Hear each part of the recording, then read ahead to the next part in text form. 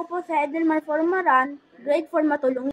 Papakita po natin ang isang paraan ng pagtitipid sa pamamagitan ng pagre-recycle. Ano nga ba ang pagre-recycle? Ang pagre-recycle ay nakakatulong upang mabawasan ang mga basura na nakakalat. Gamit ang empty box, scissors, glitter glue, tape, at glitter tape. Gagawa po tayo ng pen holder. Una, gupitin natin ang mga takip ng box upang maging malinis ito. Lagyan ng glue at glitter tape ang surface ng box. Cover po natin ito upang maging mukhang bago.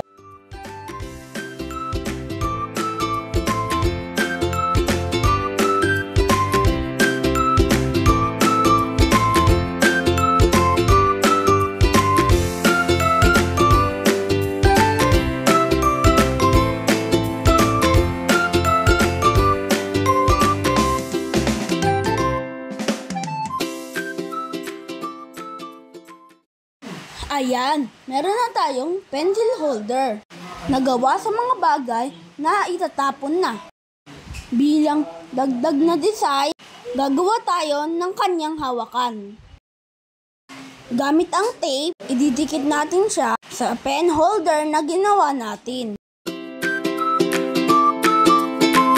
Dahil gusto ko maging personal, nilagyan ko to ng aking pangalan. Ito na ang finished product ng ating pencil holder.